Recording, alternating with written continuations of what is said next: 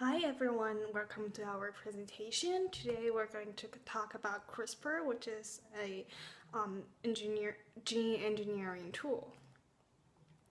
So here's our outline. First, we're going to talk about the introduction. We'll give a brief introduction on the history and background of Crispr, and we're going to talk about why it's important, why do we care about Crispr. And then we'll give a definition on what is CRISPR and specifically talk about how does CRISPR work, basically its mechanism. We'll also give information about the ongoing research related to CRISPR and the debate generating around its application. And finally, we'll give a conclusion.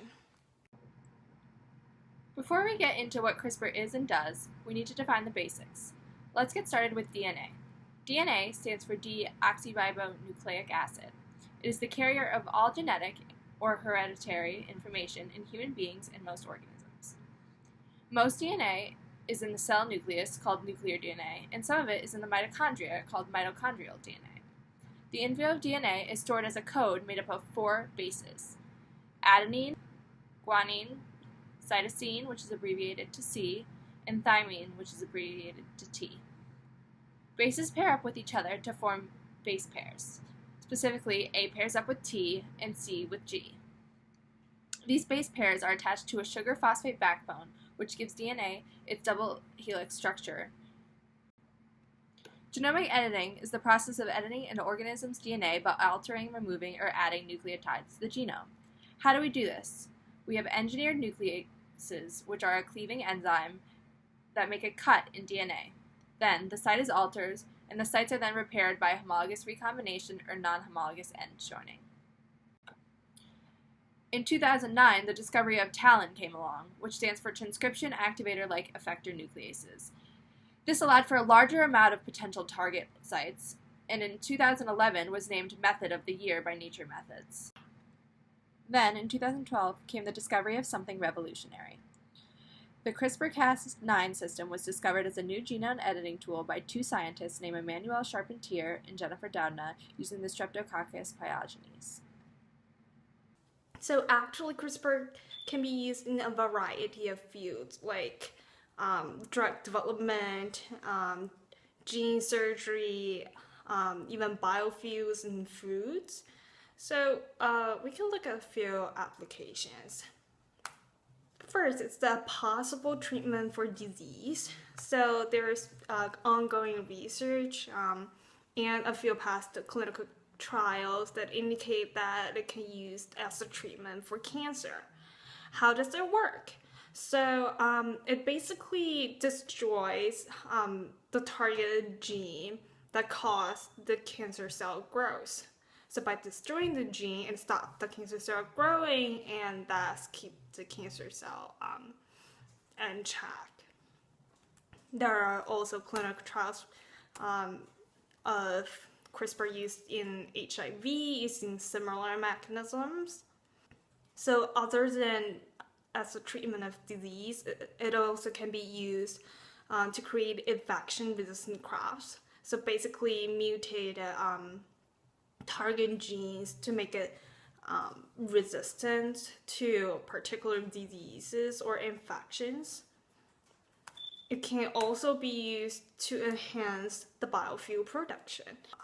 So it can change the genes of some organisms used in the biofuel production and make the organisms more productive. So what is CRISPR? CRISPR stands for Clustered Regularly Interspaced Short Palindromic Repeats. To break this down a bit, I'll explain some of the terms that are used in the name. Repeats are short segments of DNA, usually 20 to 40 nucleotides in length, that are going to be palindromes. Palindromes are a sequence of letters that can be read the same left and right, like the word race car. These repeats are identical and they repeat one after the other, but are interrupted by spacer DNA. And each of these spacer DNA is unique.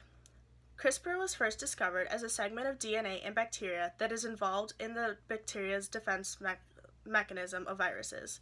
So basically what would happen is that a bacteriophage, an organism that usually infects the bacteria, will insert some sort of foreign DNA, and then the CRISPR system would destroy that DNA. So it's like the bacteria's immune system. CRISPR is also a genetic engineering tool to edit the base pairs of a gene. So now we'll go over the major components of the CRISPR-Cas system. This system occurs naturally in bacteria to help protect them against invasive DNA.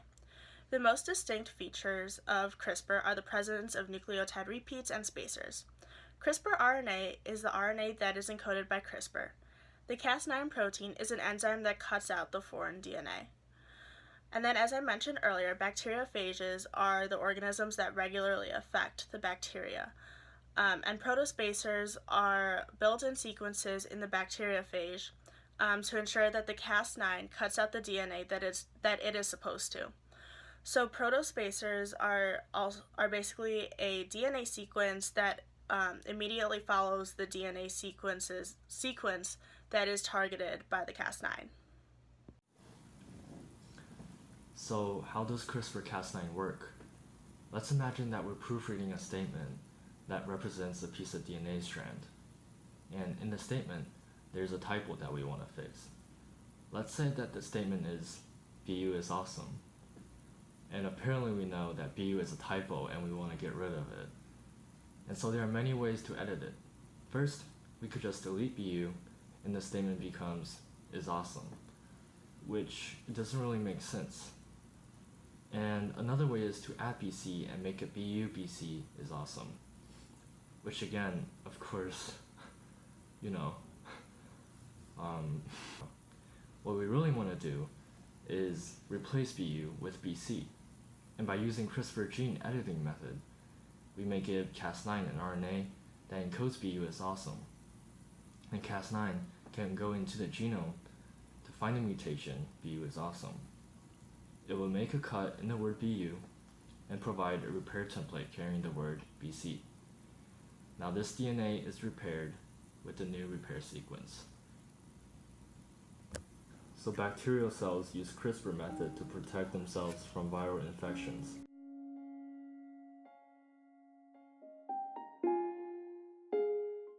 When virus DNA is detected, the bacteria produces two short RNA. One of the RNA has a sequence that matches the virus DNA. The two RNA together with protein Cas9 forms a complex that cuts DNA.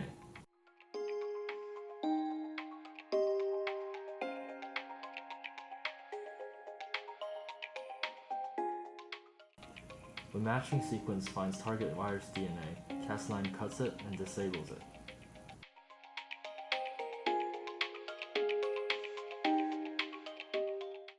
Cas9 could cut not only viral DNA but also any kind of DNA by having specific matching sequences.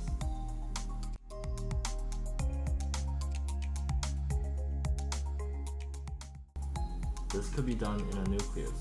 Once Cas9 enters nucleus and locks onto DNA sequence, Cas9 unzips DNA and matches target RNA. When matched, Cas9 will act like scissors to cut DNA.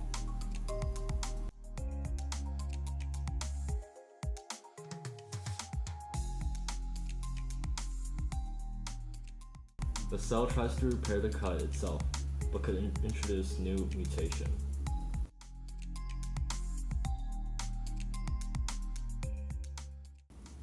We want mutation to be specific by introducing a healthy copy of DNA that carries desired sequence. That DNA pairs with the original DNA and becomes the new sequence.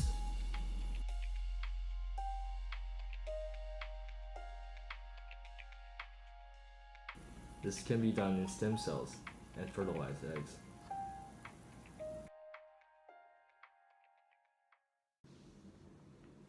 There's been some recent developments in the CRISPR-Cas9 system. One of these is called genome vandalism, which is a special function of CRISPR in which a single nucleotide can be changed in the genome, and this doesn't trigger unwanted repair because it doesn't require double-stranded DNA cleavage, which was a major problem of the previous CRISPR system. Also, low-fat pigs were created using the CRISPR-Cas9 system, and this was used to restore UCP1, which is uncoupling protein 1 in pigs. And this allows for more efficient transformation of fat into energy and heat, which allows pigs to carry less fat on their bodies. This gene was replicated from mice and put into pig embryos, and overall causes a 20% lower fat to weight ratio in the pigs. Another development of CRISPR is shown to help fight Huntington's disease, ALS, and muscular dystrophy, which are diseases, as of right now, don't have a known treatment. And this involves inserting CRISPR machinery into human cells, and overall it's shown promise in fighting these diseases. These diseases are caused by RNA buildup, causing creation of abnormal proteins that harm cells. And the reason why CRISPR can be used to fight these diseases is because CRISPR has recently been repurposed to target RNA. So this system requires the catalytically inactive Cas13 protein instead of Cas9, and this protein directs adenosine, the A base, to inosine, which is a base that functionally mimics guanosine in many cellular reactions. And this new mechanism of the CRISPR-Cas13 protein is safer because it doesn't permanently change DNA, it only changes RNA. So this limits the amount of permanent off-target effects. Some pros and cons of the CRISPR-Cas9 system. Overall, there's an ethical dilemma over whether we should use CRISPR on human embryos or not.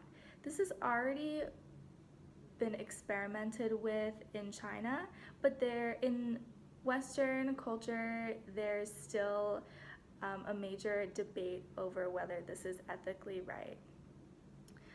Some pros of this debate are it can prevent disease and genetically cause defects in embryos. Some cons is that there's the possibility of designer babies, which people are really scared about, and also there's speculation that access will favor rich over the poor, and it could be abused and lead to eugenics. Also, some pros and cons of the general machinery. It's relatively inexpensive, and it's a very simple and easily understood mechanism. And some cons of the system are its off-target effects, which sometimes can be permanent if double-stranded DNA is being targeted. And it also could alter ecosystems if an organism was experimented on and its genome was edited in the lab and it escapes into its natural environment. It could alter the makeup of the ecosystem and gene flow. So what does the CRISPR-Cas9 system mean for human germline modification in the future? It's likely many years before the CRISPR-Cas9 system is used in humans. Today, most of the research is still focused on its use in animal models and isolated human cells. Although, at least 4 labs in the United States, some of the labs in China and UK, and a US biotech company called Ovascience announced plans to continue research for applying the CRISPR to human embryos in the future. Although scientists, including one of the CRISPR co-inventors, urged a worldwide moratorium on applying CRISPR to the human germline, especially for clinical use, until all the implications and effects are discussed among scientific and governmental organizations. So, in conclusion, CRISPR is a genetic engineering tool that has the potential to be used in various areas. It is originally discovered as a defense mechanism in bacteria against alien DNA. And how it works is that it has a Cas9 enzyme which will complex with the transcribed target gene and can be accurately directed to the target gene and clip it off or modify it. Using this powerful genetic tool or this mechanism, there's a series of ongoing research that shows promising results for its application. But with that, there are also heated debates on its morality and its cost, and etc.